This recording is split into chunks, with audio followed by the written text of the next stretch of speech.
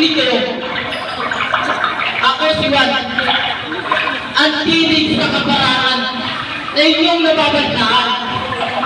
Narito ako upang yan dahan para sa pagdating ng Mesiya. Akala ng Diyos ay nalalagit na. Magsisi na kayo sa inyong mga kasalanan. At kayo matatawarin ng Panginoon. Nasusulat. Sa aklat ng Propeta Isaias ay sumisitaw sa ilang. Tuwirin nyo ang daraanan ng Panginoon. Tuwirin nyo ang kanyang daan. Tatambakan ng malaba. Titigin ng mga baon na kaputok. Dapat tuwirin nyo ang damang nito. At ang mga baon ay tamang patagin. At makikita na lahat ang pagliligtas ng Panginoon.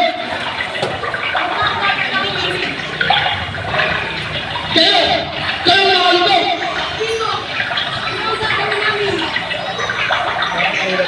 Bakit?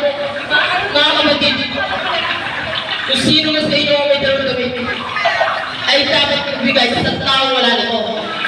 At kung sino man sa inyo may batay, ay dapat magbigay din.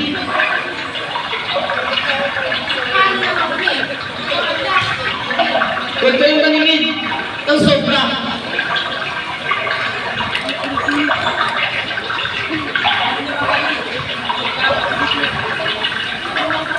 Huwag kayong mangigid kanino man.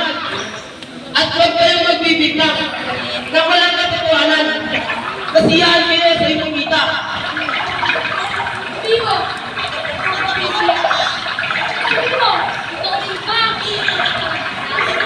Dapat mismo ko kayo dito sa tubig. Ngunit, darating na hindi mas dakila kaysa sa akin. Hindi ako karapat-dapat na magbalang ng tali ng kanyang sandalyas. Siya ay magbabautismo sa Espiritu at sa apoy. Awit niya ang kalaygay upang alisin ang tiyagi at itipunin sa trigo ng kanyang mamalig.